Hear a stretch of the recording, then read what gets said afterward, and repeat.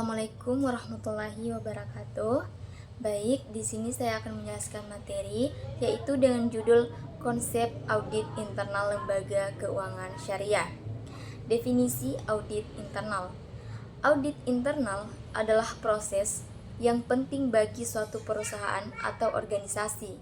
Sebelum diperiksa oleh auditor eksternal, supaya efektif maka perusahaan besar perlu memastikan terlebih dahulu. Selanjutnya, tujuan audit internal. Yang pertama, membantu manajemen dalam pengambilan keputusan yang tepat, yaitu dengan menyediakan informasi yang objektif dan terpercaya. Kedua, memastikan kepatuhan terhadap peraturan dan kebijakan. Tim audit organisasi akan melakukan pemeriksaan kepatuhan terhadap peraturan dan kebijakan, serta memberikan rekomendasi jika ditemukan kelemahan dalam pemenuhan kewajiban kepatuhan tersebut.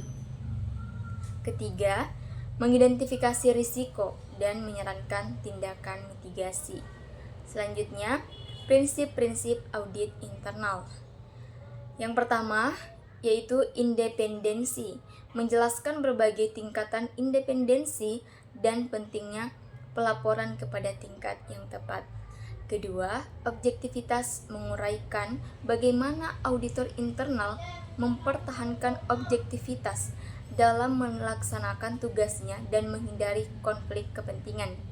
Ketiga, kompetensi dan kecakapan profesional, menjelaskan persyaratan kompetensi auditor internal dan pentingnya pengembangan profesional berkelanjutan. Selanjutnya, tahapan audit internal. Yang pertama, perencanaan audit, yaitu tahap perencanaan audit merupakan langkah yang paling awal dalam pelaksanaan kegiatan audit internal. Perencanaan dibuat bertujuan untuk menentukan objek yang akan diaudit atau prioritas audit, arah dan pendekatan audit, perencanaan alokasi sumber daya dan waktu. Kedua, pengujian dan pengevaluasian informasi, yaitu pada tahap ini audit internal harus mengumpulkan, menganalisa, menginterpretasi, dan membuktikan kebenaran informasi untuk mendukung hasil audit. Yang ketiga, penyampaian hasil pemeriksaan, yaitu laporan audit internal ditujukan untuk kepentingan manajemen yang dirancang untuk memperkuat pengendalian audit internal. Keempat, prosedur atau kebijakan-kebijakan yang telah ditetapkan oleh manajemen. Audit internal harus melaporkan kepada manajemen apabila terdapat penyelewengan atau penyimpangan yang terjadi di dalam suatu fungsi perusahaan dan memberikan saran-saran atau rekomendasi untuk perbaikannya. Yang kelima, tindak lanjut hasil pemeriksaan, yaitu audit internal terus-menerus meninjau atau melakukan tindak lanjut untuk memastikan bahwa terhadap temuan-temuan pemeriksaan yang dilaporkan telah dilakukan tindakan yang tepat.